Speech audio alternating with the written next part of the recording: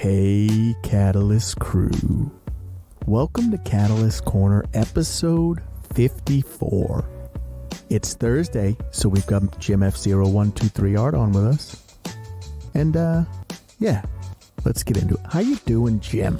I am doing okay. How about yourself? Every day is an adventure. Yeah. Oh, no, absolutely it is. Still haven't fixed the air conditioner. Oh, no, still? No. So I ended up I bought a couple of window units because, look, it's coming. I don't want to hear it. Yeah. You know what I mean? Right. Like, no. I'm fine. Yeah. No, the heat's coming, so you got to be prepared. Yeah.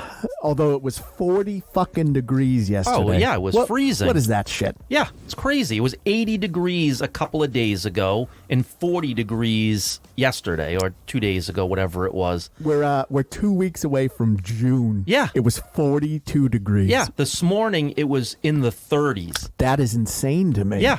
We're about 20 degrees below where we should be at this time of year. Yeah. Ridiculous. Yeah, we're going to get a Mad Max Fury Road absolutely. sort of situation. I'm fine with that. Like, I'm good. I'll throw a mask on and, sure. Whatever. Yeah. Emotion Joe, Morton Joe, whatever the fuck his name is. Yeah, you got to do it. I'll do it. I'm fine. I got wild hair and shit, there you so go. I'm good with Perfect. it. You'll fit right in. Yeah, it'll be all right. So we did the convention. Yeah. What'd you think? It was a good time. A lot of interesting people. Yeah. Paul and I were talking about Nuclear Man. Of course. He was the star of the show. Yeah, he was a bit of a lunatic. Yeah, though. no, somebody let him out of the hospital. For sure. And, he just decided this was going to be my day. Yeah, the hospital is right up the road. Yeah. So Absolutely. It was fun, though. It was cool it was to it was a really good time, and, it was just nice to see, it was fun to see kind of the kids' reactions to all of the stuff. And, even the adults, look, people dig the coasters. Yeah, absolutely. They were a good seller, everything. The products moved. People, were impressed with what they saw. And even if they didn't buy right then and there, there are people that are going to eventually come by and get something. So it was a success. It's nice to see because I was saying this the other week. You get the reviews and stuff, right? And it's like, okay, people dig what we're doing, but to actually see it in real time, right? Like people getting excited. Oh, they see the potato sticker and they're jumping up and down because they're excited. Right. There's just something that hits differently. Yeah, for sure. And we're it's local, so these are people in our local area that can hopefully support a small local business and local artists. Yeah. So it was definitely worth doing for sure. Yeah, I'm looking forward to doing a few more. Yeah, absolutely. Have you seen anything? I did. So MGM Plus. Again, yeah, I'm touting MGM Plus. I am. They got some good stuff on there, so I recommend people to tune in because you may be overlooking this station. I didn't even know it was a streaming service. Yeah. Hey, what the hell? Most people probably don't, so you're missing out. But there was a 4-part documentary about the Amityville horror that was on. Oh. And I found this interesting, not that it was groundbreaking in any sense, truly. Well, I mean, the story's been told 100. Like, how much more? You can't get blood from a stone, right? Really. But you got the interviews of the people, obviously as they were alive, right, and as things were going on. So maybe things you hadn't heard. We're not talking about the show, though. Or the movie, I should say. This is about the actual Warren case. So this is about the Lutz family, who the movie is based on. All right, so the real deal then. And the DeFeo family, who was the original family where the actual murders took place. Yeah. Right, so the son, Ron DeFeo, was the murderer. He killed all his his family. Gun, right. Yeah. So he's in jail. They're all basically almost all dead now, right? He died. He died in 21. Oh, okay. He just died. Yes, but there's interviews with him. Yeah, so that's pretty interesting to see him kind of talk about it, right? Right. So, I mean, again, he's not taking any blame. He didn't do it. He's sticking by the demons. No. He's not sticking by the demons. What he said was that his younger sister, Dawn, was the actual murderer. Oh yeah, I remember. I remember hearing about that. Yeah, so she killed everybody, and then he killed her. Oh, he killed. I thought he said she offed herself. No, he killed her. So he killed her to stop, but they were all dead. So really, it was only to stop. Wasn't she in the bed? Yeah. Oh yeah, so he killed her. Well, she was, Yeah, she killed everybody. Laid back down, and he's like, well, I have to. Right. No. What happened was he wrestled the gun. Yeah. She fell back into the bed. Oh, yeah. And then he shot her in the head. You hate to see it. Right. So again, this guy is a known drug user, been doing drugs basically his entire life. Right. He had a psychotic break. Right. And killed his family. Right. So a lot of the story is also being told by the youngest son of the Lutz family, of which the movie is based on. Right. And they found a whole stash of Quaaludes that were behind the wall. That's right? awesome. Quaaludes. So he can't even get those anymore. Right. So again, he was just a big time drug addict that killed his family. Yeah, it's the Wolf of Wall Street without the money. Yeah. So the Lutzes bought the place after, and they moved in. And you come to find out that the father has serious mental problems of his own, right? So this came to be found out much after, right? But basically what it is, and we all know now, the Amityville Horror is not real. It's a fake, made-up story. Yeah, I mean... And... Yeah, basically everything the Warrens, the Warrens basically made their career on this. Yeah, you know what I mean? they got a writer, they made a book. Yeah. And they made it all, it's all made up. So the Amityville Horror is not based on a true story. It's completely fiction. We know that. But the thing is, they tried to play it off like it was real, right? Well, I think if you look at the Warrens' track record, all of it is fiction, right? And I'm not hating on them for the racket, because I like the Conjuring movies and I like all of that shit. Sure, but I look at it as fiction. Yeah, I mean Annabelle again is it's a Raggedy Ann doll, right? We believe maybe it's true. Who knows? Come on, man. But no, I mean again, I don't believe so. But these are all stories. All I'm saying is that if you look at their track record, right, now that kind of things start to come out in the open, a lot of these cases have been kind of debunked. Right, exactly. So I mean, it's basically the family, and he was. So you come to find out that not only did he have this personality disorder, but he was a schizophrenic. Yeah, but he had a previous wife prior to marrying the mother. Yeah. Right. And basically, there was found documentation, and it was that he was a bully, right? He commanded her, and he made her do whatever he wanted. Yeah, he was a big macho, dominant, toxic masculinity. Right. Yeah. He was a black belt in karate or whatever, or some martial arts, right? So a big guy that who could actually hurt you, really hurt you. Yeah. So again, I think the wife was just playing along because he was telling her to, and she was just afraid he was gonna break her arm or something, right? So they go, they make all these recordings on cassette tape, and they play all the recordings of him talking about everything, and. They go on all these talk shows, and you can tell that they're this is all bullshit, right? I mean, there's nothing. And then they have an interview with the fam. So after they moved out, right, another family moved in, and everybody said the same. It's like, no, there's nothing. Like we've never had a single anything since we've bought the place. Of course, there's nothing. So. The thing is, it was interesting to hear, how the whole thing came about, right? I mean, you hear the original story and the things that were coming out with the original story, and then you hear the story that was made up, which became the movie. Do you know what I like about it? Is it's almost a case study in like folklore. Sure. In a way. Yeah. Right? It's kind of this sad situation that happened, and it spiraled out of control, and now it's this legendary sort of tale, right? You know what I mean, that we tell kids around the campfire, right, sort of thing. Exactly. And like the Blair Witch, right? I mean, that kind of comes in like obviously many years later, but the same thing, right? When the Blair Witch came out, we were told this was a true story, and you go into it thinking it was. If you look at the Blair Witch, right, that the marketing of the Blair Witch is a masterclass in marketing. Right, absolutely. Because the internet had just really started to, Right.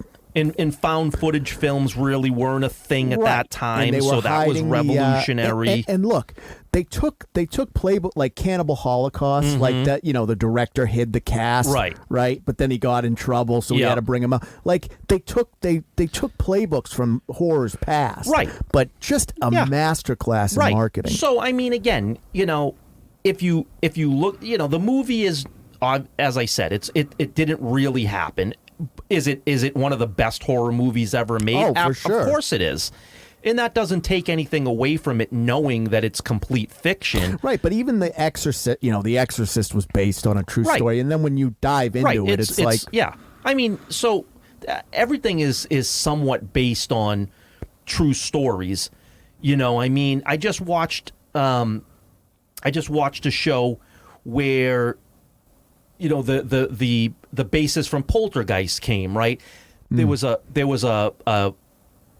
Denver, Colorado. There was a rundown cemetery. Yeah, they wanted to they wanted to build, right? They wanted to build this big, beautiful park. So naturally, they wanted to get all the graves out of there. They hired the mortician of the area, but they didn't, right? They just got rid of the. Well, so what happened was he was scamming them, right? So he got fired. Yeah.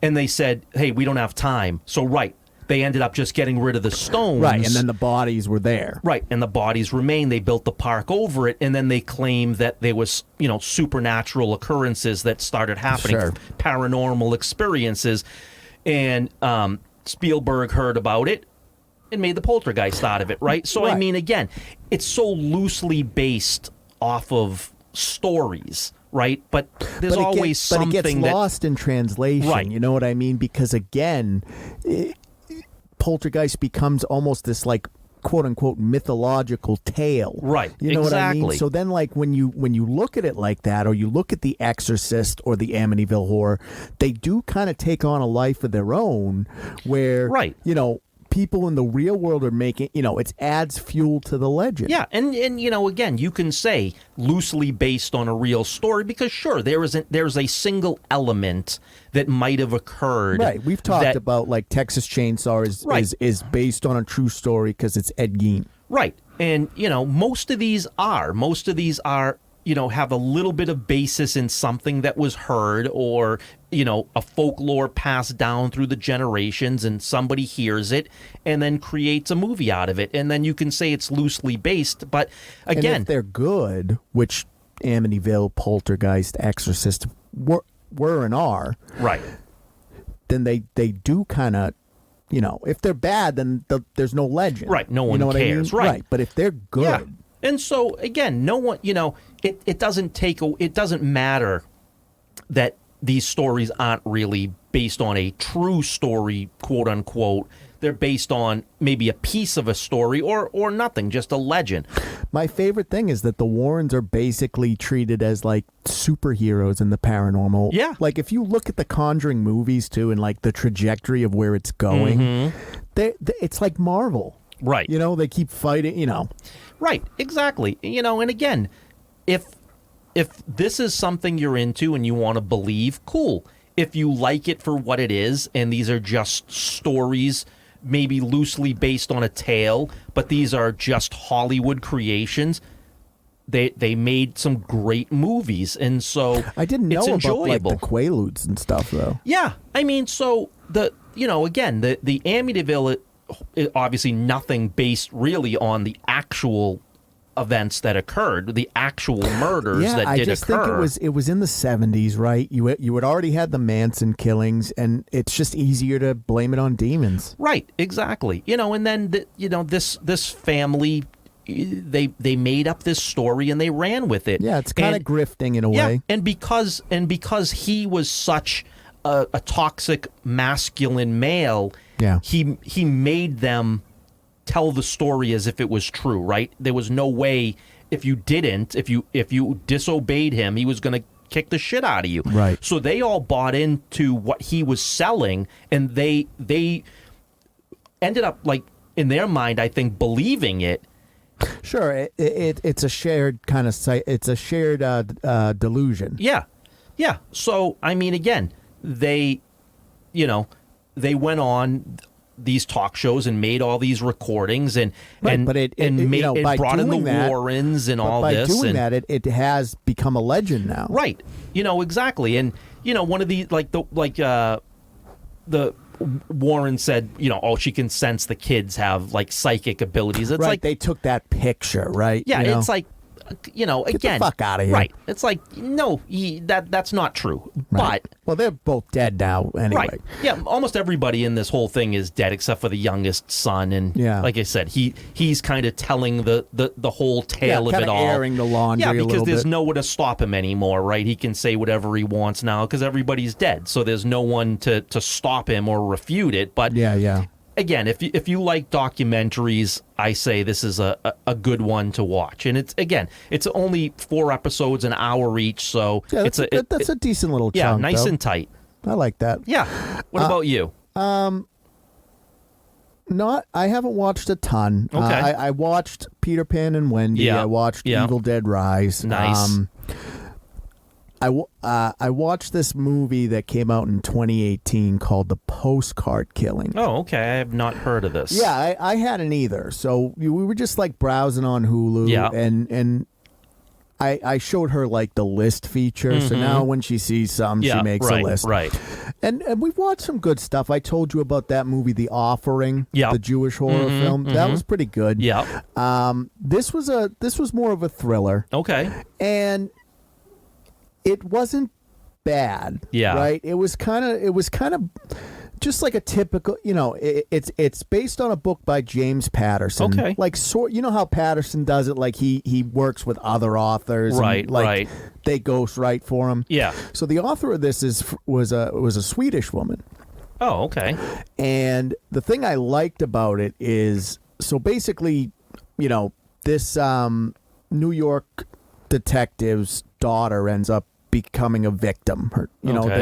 Basically these killers are targeting newlyweds all across Europe, right?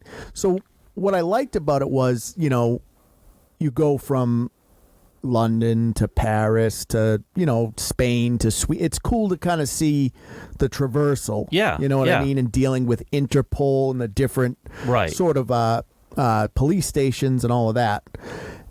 Jeffrey Dean Morgan. Oh, okay. Yeah, and he gives a great, like, as a father who's lost his daughter, like. Oh, okay. He does a fantastic job. Nice. His ex is Famke. All right, Janssen. so there's names. There's some talent so that here. I've always thought Famke is just gorgeous. Sure. Oh, without a doubt. She looks good, but you can tell there's a little bit of filler going on. But she still looks. She's well into her 50s. Yeah, looks good. Right. Looks good still. But it was interesting. There were a couple of twists, and it rated out. I think it got like a 2.5 star or something. Oh. I thought it was better than that. Really? Okay. But it is like a James Patterson, very paint by the numbers sort of formulaic type of thing. But the acting was well done. Yeah, I would say it had to be solid with them two. Yeah, so I would say, if you like that kind of stuff, you're not going to do, much better. You won't do, you can do a lot worse. Sure, absolutely. There's a lot. There's a lot worse for sure. But no, it's pretty good, and I like him as a. I struggle. I don't know if you ever saw The Unholy. I have not. So that's a Sam Raimi produced. Yeah. He didn't direct it, right? But it was supposed to originally be along the lines of like kind of an Evil Dead camp sort of thing. But it's hard to buy Jeffrey Dean Morgan as like, an Ash. Right. You know what I mean? Yeah. But in this, he works really well as kind of that tortured sort of, detective or whatever. He's a heavy drinker. Yeah. So, I'd recommend it if you like that stuff. Yeah. It's pretty tight, hour and a half. Oh, okay. Yeah. So, nice. Postcard Killings. Yeah. Let's check that out. Let's shift gears. Okay. So, a couple trailers dropped today. Yes. We got the new Mortal Kombat trailer. Yes, we Big did. Mortal Kombat fan. Yeah. So they the last game was Mortal Kombat 11. Okay. Okay. And it ended with some time travel elements, and we all thought we were getting Mortal Kombat 12. Yeah. But the title of this new one is going to be Mortal Kombat 1. Oh. So basically, we're going back, Okay. back into the past, alternate timeline. Yeah. Yeah. Graphics look great. Yeah. Fatalities look violent. Like, it looks very interesting. I'm a little concerned about, they want to do like a tag team thing. Oh, okay. I'm a little concerned about that, but overall, I'm excited. And September, Yeah. so a couple months away. Was there something about Jean-Claude Van Damme being associated with this in some capacity? Yeah, so with these games now, right, they have like different skins for the characters. Yes. So, there's going to be Johnny Cage is going to have a Jean-Claude Van Damme skin. Okay. And the reason that's such a big deal is because Mortal Kombat came about because the guys that created it were actually making a Jean-Claude Van Damme video game, but they couldn't get it sold, so they took that character and made him Johnny Cage. Okay, yeah, because I saw something about, finally he's going to be associated with Mortal Kombat after all this time. Yeah, exactly. Yes. And that's pretty exciting. And as long as Mortal Kombat is just one of those things, it's 30 years old. Yeah. Yeah. It's pretty much responsible for the fact that we have like a rating system for video games. Sure. It's great. I've loved it from the beginning. Yeah, I mean, I remember playing the original arcade games. It always just kind of blew my mind that like people were so upset about it. Yeah, you know what I mean. Remember, like in the 90s and stuff, they were just like it's violent, and it's just like but they're pixels. And who fucking cares? It is violent. Absolutely, that's why it's so popular. Yeah, and now with this Unreal and all that sort of shit, it is very violent. Good. The way it should be. Oh, it looks great. I'm very, very excited for that. Cool. So we'll be looking forward to that. And so they dropped another Indiana Jones and the Dial of Destiny trailer. Yes, they did. And I said this to you. We watched it together. Mm-hmm. When you watch the trailer, they got like the people that made it talking about it, and like anytime I see Kathleen, I get angry. Yeah. But when you watch the trailer, right, you do kind of they cut the trailer together good. Yeah. So you do get those feels. You do. I mean, look, I want this movie to be successful. Me too. I do. As much as I despise Kathleen Kennedy and I despise what's going on with Lucasfilm and Disney, I want this to be successful. And if it's the last one I'm ever going to get, I don't want it to be a disaster. I don't. I want it to be I think that's great. a common misconception. Like, and we've said this, like, we're not here rooting for them to fail. No. Like that. We're rooting for them to change. Right. Them failing is not a win for us. No, it's an absolute loss. But I'm still concerned about it. But the trailers look good. Yeah. Well, they've limited Phoebe Waller-Bridges in the trailers. Right. And so the hope is, did they make the fixes of the movie that everybody said or is claiming? Here's the thing. Because the trailers look like they have. Here's the thing. When I watch an Indiana Jones movie, I want to see Indiana Jones. Right. Absolutely. He's my hero. Sure. I want to see him. Mm-hmm.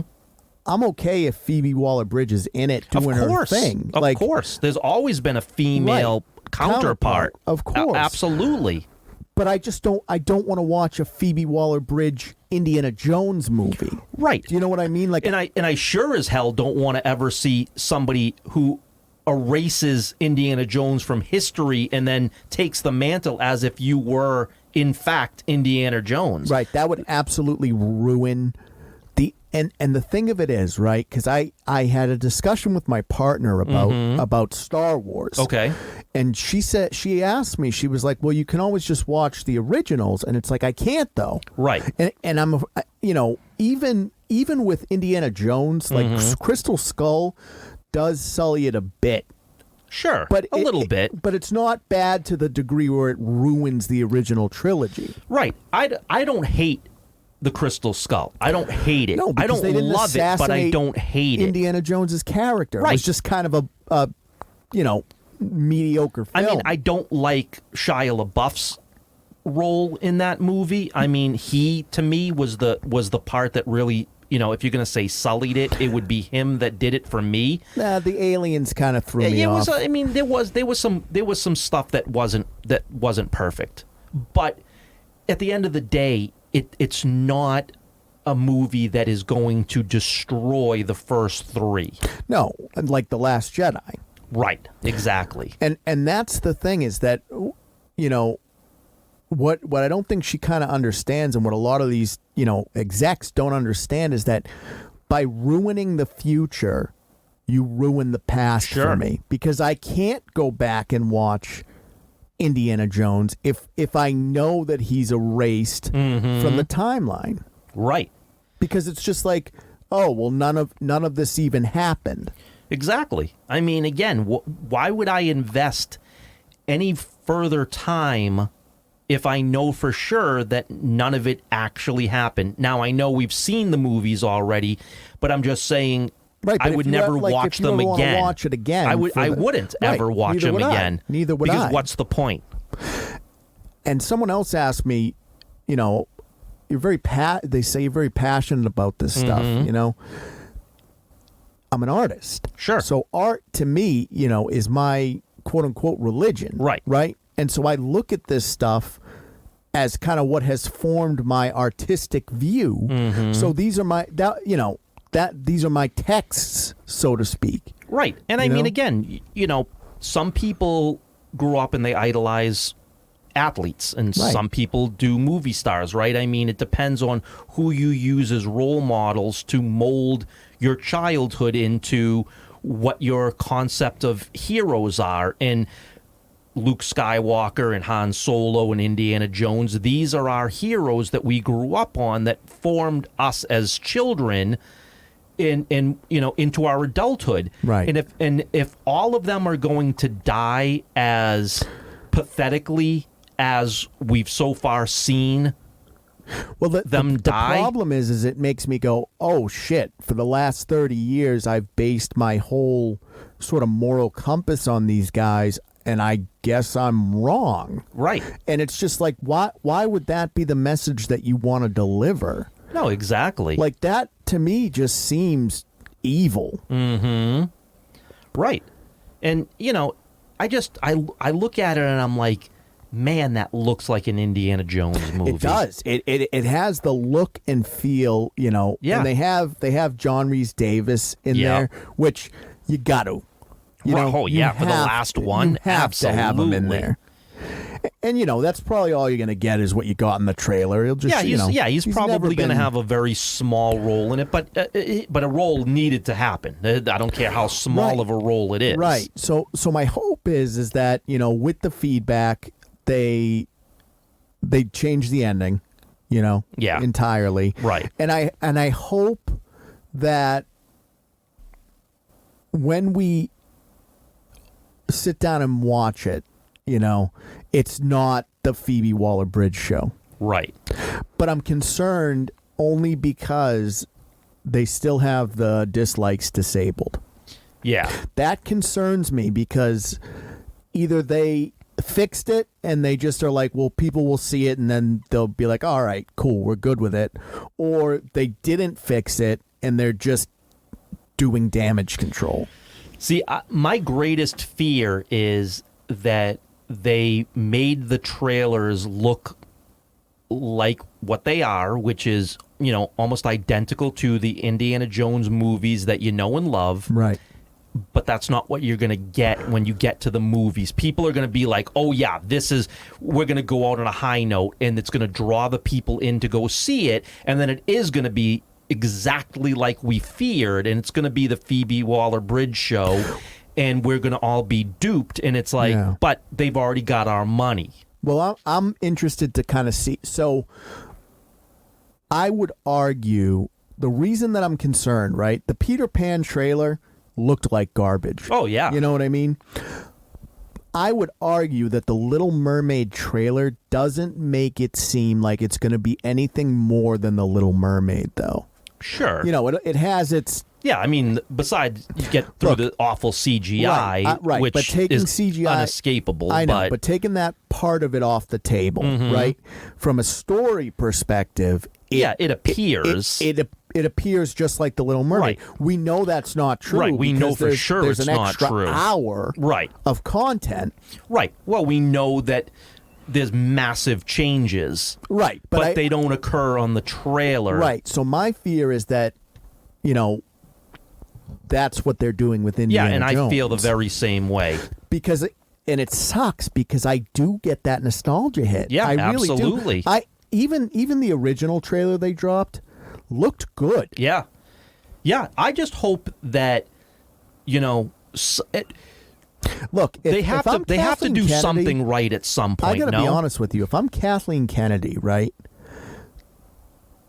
you're coming to the end of the road either way. Mm-hmm. Why don't you focus on your legacy instead of, like, do you really want to be the person that's reputation is you burned Lucas to the ground? Right. Or do you want to turn it around and at least, she killed Star Wars, but at least she finished Indiana Jones on a high note. Yeah. But I mean, you've killed everything. I mean, not just her, but Disney is killing everything. I mean, you know, they destroyed Willow. Well, they destroyed National Treasure. That just got canceled after one season. They put out this woke bullshit. That was a TV show, though. Yeah, a Disney Plus show. Right. But still, the you know, you've tarnished the name now. How are you going to get people to go back to the theaters and watch it if you do ever do anything else? Because you've tarnished the name and the legacy of it, and you put out this shit that's turned people off to the degree that they don't want any more of it. I would say Star Wars for me is the biggest tragedy. Absolutely. I think that Marvel is quickly heading in that direction. You know, Guardians is getting a lot of love. Look, Guardians... But that's Guardians James is Gunn's the outlier, though. That's a swan song. You knew you cannot base... In Phase 5, you cannot base anything off of Guardians. Right. Nothing. Well, the truth now going forward is like the next, whatever's next on the docket. The Marvels is next up on the docket. This is what the future of Marvel is going to be. Exactly. Because Guardians 3 is closing out, even if you didn't like Phase 4, right? You had Ant-Man and the Wasp, which didn't do well, but it did have Ant-Man and all that sort of shit. Guardians 3 has closed out sort of the original guys. Right. That gang of Guardians of the Galaxy will be no more going forward. Right. And I think that's probably the last sort of remnants of the original, Marvel spark. Right. Well, because not only do you have the last of this group of Guardians, but you're never getting another James Gunn Guardians movie. Right. So I there's think that going too. forward with the Marvels in November, Secret War looks good. Yeah. So I'm hopeful about that. But I really think that from an MCU perspective, that's kind of the tone that we're going to be moving towards. Right. I mean, and you heard or did you hear that, when the Echo TV series drops in November, they're dropping it all at one time as opposed to weekly. So I did hear that, but that I heard not because of the quality of it. They lost 4 million subscribers. Right. One of the most dangerous things for a company to do is to start a streaming service. Right. And Disney Plus is hemorrhaging. Oh yeah, big time money because the mistake that Disney made was you own probably 45% of all IPs, that matter. Right. You could have licensed those out. Right. And made a killing. But Absolutely. instead, you somehow thought that making your own streaming service was the way to go. Huge mistake. Oh, definitely. Huge Gigantic mistake. It really is. It is. I mean, look at HBO Max, which I would argue is a great streaming service. It hemorrhages money. Yeah. Yeah. No, absolutely it does. But the thing is, but they're not doing this now to all their series. It's just this singular series that they're doing. They're testing the waters. Are they testing the waters, or are they dumping it because they want to get past it because they know it's not going to be worth anything? Well, so here's the thing. I think that anyone that truly believes that Serial is going to come back is mistaken. I think binging has sort of Netflix changed the game on how shows are digested. Yeah, but the problem is no one that came after them does that.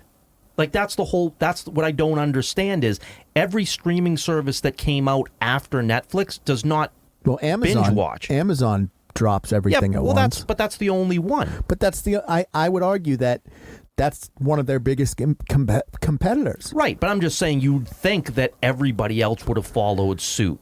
Right, because that's what everybody wants. Everybody else is hemorrhaging money. Right. Now Netflix is hemorrhaging money because they bet on a lot of shitty choices. Right. They made their choice on the agenda that they wanted to follow, and the problem it cost them. The problem is that the original, their original model was throw shit at the wall and whatever sticks, keep it around. Right. And you can do that if you have hits, if you have a Witcher and you have a Stranger Things, But then when you can't play the agenda game and still go, all right, we're just going to throw shit at the wall and whatever sticks. You can't do both. No. Because if you play the agenda game, you're going to start losing money. Right. So you have to alter. And you did. Right. So you have to alter how you make what you're putting out. And it's coming out now. They're cutting $300 million. Right. Which of course they are. Of course they have to. But that's not by choice. No, it's not by choice, but it's just that's what you've done. Right. You've put yourself in that position that you now need to. So Disney is moving. So I don't know if you're aware of this, but around the rest of the world, Disney and Hulu are just one app. Yeah, and they're going to do that. Well, because the sale, Robert's already said. Yeah, they're going to force. Selling, they're forcing the sale. Right. Which I think ultimately is probably the way to go. Just combine the apps. Yeah. Discovery, I don't know if it's already happened, but HBO Max is just going to be Max now. The 23rd of May is when that occurs. Yeah. So, that's kind of the new... Yeah, and so it should. I mean, again, all like they said, we're just gonna put the ad that this is adult content in here. So if you don't want your children to watch it, don't let them. What was that? Oh, that when they added Daredevil, the Netflix Daredevil show, I remember it was interesting because when you went on the app, it kind of was like, hey, right. Do you want to be able to view adult content or whatever? So I thought that was kind of refreshing for me, for Disney to embrace the fact that they do have sort of adult content, you know? But we'll have to see. We'll have to see what happens with the apps combining and everything getting a little tighter and smaller. We'll have to see. We'll have to see kind of what. Yeah, well, that's all we can do. My hope is that I mean, right now we are in a quote unquote restructuring period. We have the recession going on. Yep. Companies are laying off. AI is really kind of coming to the forefront more and more. Yep, for sure. I think everything's going to have to get a lot sort of tighter. Yeah. And it can't just be throw it at the wall, and if it's whatever sticks. Well, financially, you can't make that happen anymore. I mean, it's financially just not a sustainable business practice. No, it's not. And as money gets tighter for the entertainment dollar, you can't afford to have that attitude of we'll just make whatever and hope that it sticks. You have to try to make bona fide hits to be sustainable and to make profit.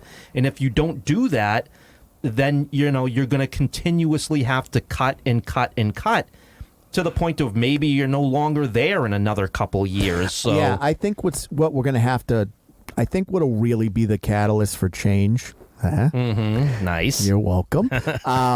It like one of these quote unquote giants is going to have to fall. Yeah. And I think once that happens, people, these companies will finally get the message. Right. It doesn't work. Right. It is going to take that. That's exactly what it will take for everybody to really look at their model and make some real decisions. Yeah, it's very interesting. I will say, before we get off the topic, though, I think Craven being rated R is pretty exciting. Yes. I think that's the right move. Yeah. They announced Venom 3 is in production. Yeah, with Moto. I don't know what he's going to be doing in it. Yeah, but, I don't either. But whatever. Like, yeah, I'm into but I it. like the actor. Yeah. He's good. And again, I don't like the Venom movies. No. But I do like Venom and Tom Hardy. Like, I do like that sort of, character they created. Yeah, I just don't like the movies. The movies aren't good, but Venom looks good. But yeah, I mean, again, I'm curious. I'm still curious if the MCU ever does anything with that teaser at the end of No Way Home. Oh yeah, and see if they ever do a version of Venom, because I'd be interested in how it is in the MCU. But if all we're going to get now Tom is Hardy's, the Sony, I mean, not Tom Hardy. Tom Holland still doesn't have a contract. No, his contract officially ended. But again. Could be Andrew Garfield. Like, who knows? I mean, the thing is, they don't, they can do whatever. I'm interested to see Craven. I want to watch Craven, and I think if they do a good job, we can finally do R-rated superhero movie. Because the thing is, right? The Boys is super popular. Oh yeah, that's big time. That's an R-rated superhero. Oh, big time R-rated. There is a hungry audience for what I would call R-rated Deadpool. Yes.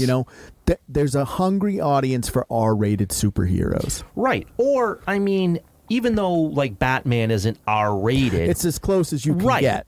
At least it's right on the, pushing that envelope. Now, obviously, the writer's strike is still going. Yep. And so I did hear that Penguin is paused. Yeah. right now. I think a lot of things are going to be shelved for a little while longer. Which is disappointing. Yeah, but, it is.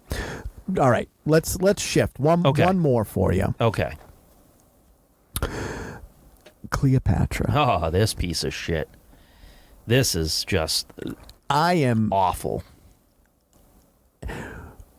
I am in awe that Jada Pinkett Smith is not canceled. Yeah. After the slap. As am I. After the slap, she still gets a TV show. Now, they did cancel her. Yeah, the talk show the thing talk there. Show, yeah. Right, because it was horrible. Yeah, garbage. This Cleopatra documentary, and I use quotes, has caused so much controversy. Tremendous amount of controversy, all self-inflicted. And I wanted to pick it apart a little bit. Yeah, for sure. So I don't have a problem with getting a black actress to play Cleopatra if you're making a movie. Like Liz Taylor played Cleopatra. If it was a movie, I'm cool, absolutely. I'm cool with it. But as soon as it's not just that they market it as a documentary. Mm-hmm. The main thesis of the documentary is that Cleopatra was black. Right. Like that's what they're trying to tell people. Right. And that's where the issue comes in. It's not about these white supremacists don't want a black Cleopatra. No. That's not, at least from where I'm coming from. If you're making your fan fiction, then be whatever. Right. Liz Taylor was just a white woman playing it. Like, right. No issue with a black Cleopatra as an actress in a movie. Right. But you can't sell it as a documentary with the thesis of Cleopatra was black. Right. Exactly. You are not being true to the history. You're peddling misinformation. Right. And again, you can't then complain when people are complaining. You're a racist if you don't accept this.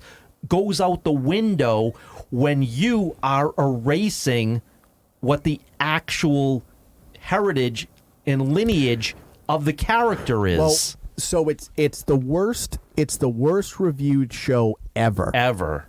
Which I think is so interesting because this year has had some of the worst reviewed shows ever. Yeah, well, we've got the worst animated show ever, and now we've got the worst show ever. Documentary, I guess. So the thing good job, though, Hollywood. Here's the thing: is that when you start watching this, right? Mm-hmm. They paint Cleopatra out to be this almost sympathetic figure that cared about Egypt and all of that shit. And it's like, that's not who she was. Not at all. No, she was of Macedonian descent, so Greek. Right. You know, we have drawings of her. Right. And this is the part we can't, we're not sitting here debating. We know, historically speaking, we have historic scholars, we have paintings and busts of Cleopatra. This isn't a debate. We know for sure what she looked like and what her lineage is. Right. This isn't up for debate. Right. And her family tree is a circle. It's all incestuous. Right. So it's like, how could she be anything but, a Greek woman? Right. And she didn't care about Egypt. She wasn't like, oh, yes, the people of Egypt. She came in as a ruler. Right. Yeah. And she brought the Romans in. Like she, but they paint her out to be, this warrior fucking, right. And she was not scholar. A warrior at all. No. She did not fight any battles. She did not sit there and beat down the men who tried to take away her, being the queen. That is all but the thing fiction. Is, I'm fine if you want to make that movie. Sure. But you can't sell it as a documentary. Right. You're a fucking liar. Right. If you want to make a fictional tale and do all those things, no outrage. Have at it. No outrage. No. Like, nobody's going to watch it because if you watch the documentary, the acting is bad. Right. The It's writing terrible. Is bad. Right. So, there's nothing. Anything Jada touches is trash. Look, I hate this woman with a passion. And Tupac knew what was up. Right. She tried to sink her claws into him. But I mean, like, even back in the Gotham days when Fish Mooney came on the screen, it was so cringy. Just her acting. I just wanted to get her off the screen as quickly as possible. She just strikes me as someone that, because of the position she holds, right, and the money that she has, right, she just thinks she's good, right, like, and there's no one to tell her otherwise. And anyone who thinks that I'm not good is wrong. Right, exactly. And it's like, but you're not good, right? No, and the stuff that she touches proves that out. But again, when you have enough money and enough clout, you're still going to get those opportunities because even though everything you touch is garbage, you go in there and you demand you want something, they're going to kowtow to you and give it to you because you have the clout of Hollywood and you have the money to back up what you want to do. Like, sort of. Again, like, you've killed your husband's career. Yeah. Like, although he, what? Could have been a man and didn't kill, help in the demise of his career, but he chose to be a cuck and gets everything he deserves now. Right. I'm not saying he's not at fault. It's just really bizarre to me. And then, she gives the interviews and she's like, well, I wanted to, she always says this and it always rubs me the wrong way. She says something along the lines of like, well, I wanted to make this for my daughter and myself. And I'm like, but that's what your that's what you said about your talk show too. Right, exactly. And it's like, stop using your daughter as a fucking reason for making this shitty stuff. Look, again, you have, blatant nepotism, but you have two untalented children. I don't know. It is what it is. The daughter's music has come a ways. I actually think that she's a decent musician. I don't know. It's just my concern for all of it, right? Is just that you can't use the race card or in some instances the LGBTQ card, to say that something that's shitty isn't shitty because we're, a fringe, a minority group, I guess. Right. And it's just like there is really good LGBTQ content. Sure. There is really good black content. Oh, absolutely there is. Right. And so when you start throwing around the race card, right? And it keeps happening. Oh, people don't like Velma because they're racist. Right. Anytime it fails, it's because of race. Right. And it's like no. You're twisting it. It's not because of race. It's because you suck. You, the individual, suck. Race off the table. Cleopatra is a bad, fake documentary peddling misinformation. Right. But the thing too is, but when you do, here's a part of the problem though. But when you do race swapping, sometimes you have to make changes to the character, right? Which could then affect the love of the character. I think what's kind of weird before we go is people were up in arms about that Nani thing, and it's just like it's the same. Like it's the same thing. It's the same thing. It just the it's lighter instead of darker. Right. Like you're always cool when we do Little Mermaid or Cleopatra or whatever. And it's like the one time that you do a lighter, even though she's Hawaiian. Yep. People are up in arms about it, and it's just like, what is that about? Because because you're never going to win. There's always going to be something that a group wants more so to the way they want it. It doesn't matter. The problem is the racist thing is it's a straw man argument. Oh, it absolutely is. And what I think is incredible is that Cleopatra has a 40% from critics. No negative reviews because I think, critics are bought and paid for, right. So they're too afraid to go completely exactly. negative. But the audience score on Rotten Tomatoes, which I would argue is the most generous site. Yeah, for sure they are. Is a 2%. Yeah, and a 10 with the critic rating. And it's a 0.1 on Metacritic. Yeah. So the thing is, right? Because here's my argument. Let's say you're right, and that, I don't know, 30% of the people are I hope it's not that high of a number. Right. But let's say it's 3 out of 10 are racist, right? Taking them off the table, 70% of people still hate it.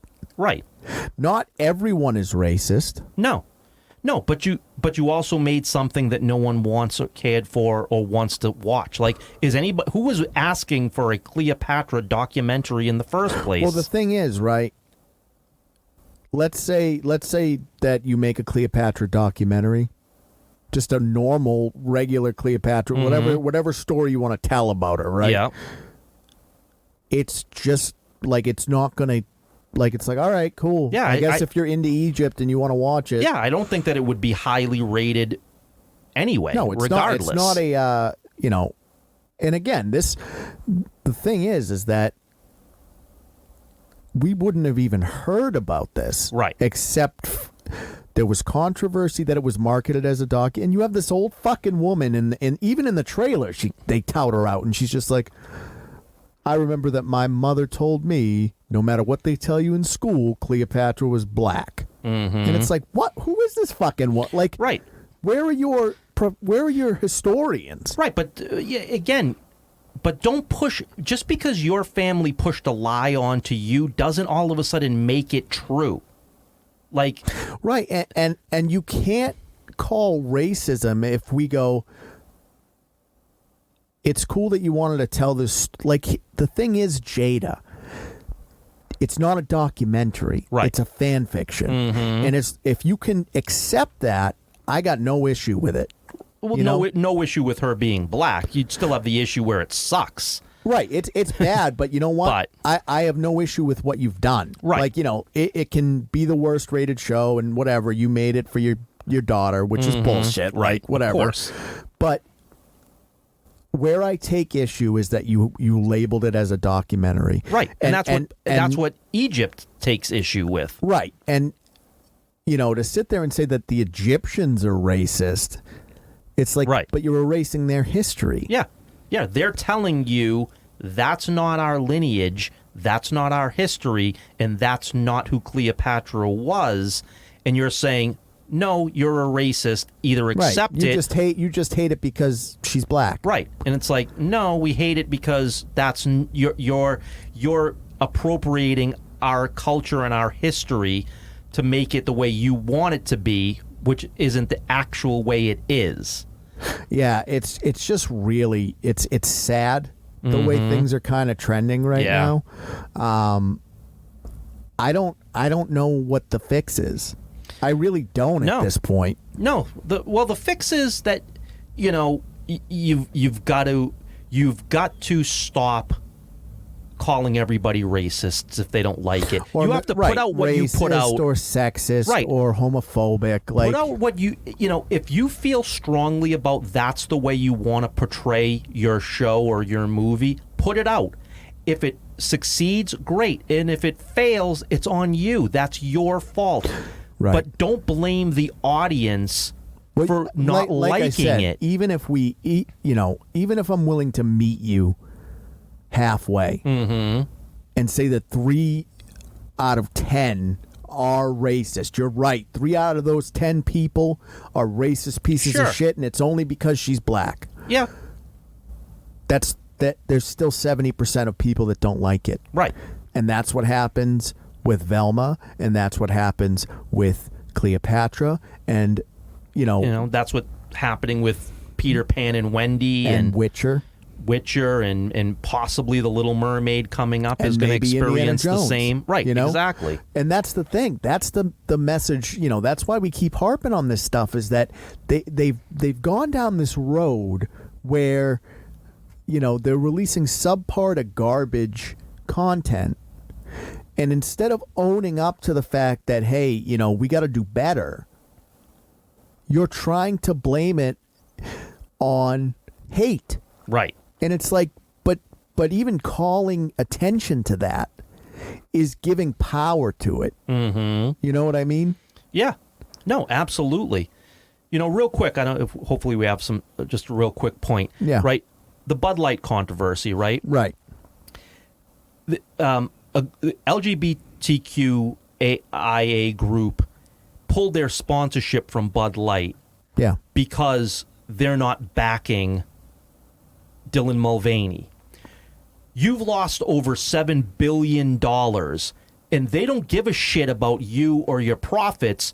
They're telling you, we're not going to associate with you anymore because you didn't, you're backing away from this campaign that's costing you billions upon billions of dollars. But you should, fuck that. You shouldn't care about the money. You should care about the message. And Bud Light's like, yeah, what good's the message if we're bankrupt? Well, the thing is, right, is that if you want us to live in a socialist democracy, sure, we can care about messages more. Mm-hmm. But we don't live in a socialist democracy. Exactly. We live in a capitalistic hellscape. Mm-hmm. So every decision that these companies make, no matter how hidden the motive is profit based. Right. Absolutely. Because we live in a capitalistic hellscape. I'm not arguing it's a good thing. Right. And I agree with the LGBTQIA plus community morally and in theory. Sure. And if we lived in a social democracy, a socialist democracy, absolutely. Fuck the money, push the message. Right. But we don't. But Right. we don't. That's not the reality we live in. Exactly. We live in a capitalist hellscape. So with that being the case, of course they're not going to back the campaign. It's hemorrhaging their customer base. Right. And you can argue, I've heard a lot of argument of, oh, well, the stock is way up and stuff. And it's like, that's fine. But again, you have to look at the long-term causation. It's the Marvel thing, right? Or even the presidential thing. Everybody thinks that, decisions for such big entities are instant. Right. And they're absolutely not. They take years sometimes. Yep. So, yes, is Budweiser stock up right now? Yeah. But the guys that actually can see down the road know that if they don't fix the ship, it'll keep traveling, but it will sink. Right. And again, they're coming upon summer, the biggest marketing or sales that they have all year. Right. They can't afford a boycott through the summer. It financially will cripple them. Right. So, yes, they have to do what's right for business. Whether they believe in the message or they don't, they believe in business first. And they got to do what's right for their business to fix it so that their consumers come back and buy their product. That's how they survive. So it's great that you want the message to be out there. But again, these companies, when they go bankrupt, can't deliver your message. And, in your mind, that's all they should care about. And if it makes them go out of business, so be it. The problem is that a lot of the loudest people right now suck. That's what it is. Yeah. Is that a lot of the loudest people suck. Yeah, they sure do. And I'm not talking left, right. Yeah. I'm talking both. about on both sides of the both aisle. Sides. The loudest people right now suck. And it's really, really unfortunate because everything is suffering because of it. Yeah, everything. I don't know. I mean, I got to tell you, it's a hellscape right now. Yeah, it really is. And it's a bummer. But again, we'll see what happens with Little Mermaid. That's coming out pretty soon. Pretty soon. We got Indiana Jones in June. So that, we'll see what happens with that. We're going to see soon enough. Right. And then we have Dune coming out and Wonka. There's some stuff. We got the Flash movie. Right. Yeah, there's definitely some movies coming out that could, determine what Hollywood's going to look like in the coming year. It would be nice. I'm hoping, because again, we got The Last of Us, right? And that was really good. And the Super Mario movie was really good, right? And it seems like what I think is really interesting is as Hollywood kind of fails or is failing, it seems like video game properties are starting to kind of come up. Yeah. As a result of the old properties sort of being burnt to the ground. We are, like, if you ask me what the best shit I've watched this year is, it's got to be Last of Us is definitely a solid one. Yeah. I thought the Super Mario movie as a kid's movie was very charming. Yeah. I thought Evil Dead Rise was great. Yeah. And the thing is Evil Dead Rise is primarily female. Sure. Yeah, that's what the antagonist and protagonist are both females, right. I believe. There's like one, maybe there's one guy in it for the long term, and there's maybe like 4 or 5 guys total, right? But I'm rooting for the protagonist. Sure. And I'm afraid of the like, that's the thing, is it's not me going like, it should be a fucking guy. No, she works. She's great. Yeah. That's the thing, is that you have a quote unquote movie for modern audiences that work. Sure. The Last of Us has a lot of LGBTQIA plus elements that work. Right. You know, and Mario was just a fun movie. It didn't, you know, Peach didn't need rescuing. Right. But Mario wasn't a cuck. Right. We didn't need the message. The message wasn't there. It was just a fun was just show. like, hey, right. When they're equal, there is no message. Right. You know what I mean? It's just like, all right, we're fighting against Bowser. That's the fucking message. Right. Exactly. But as soon as you start going like, oh, well, Peach is better than Mario, you start peddling a message. Right. So I don't know. We'll have to see. You know, like I said, there's a lot of stuff coming out.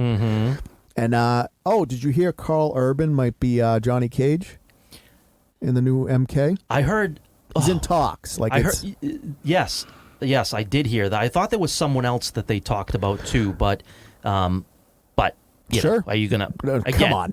Come on. So you know, with that, I think we'll put this one to bed. Now that my blood pressure's through the roof. There you go. What do you got going on? Well, now that the con is over, back to getting the artwork done, making sure that you know, some crocodilios.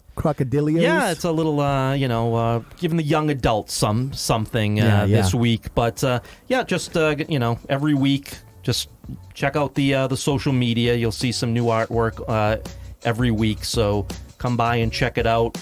Like, subscribe, join up. Yeah, it's a couple. Look, we know pushing the buttons is horrible, but it helps us. Exactly.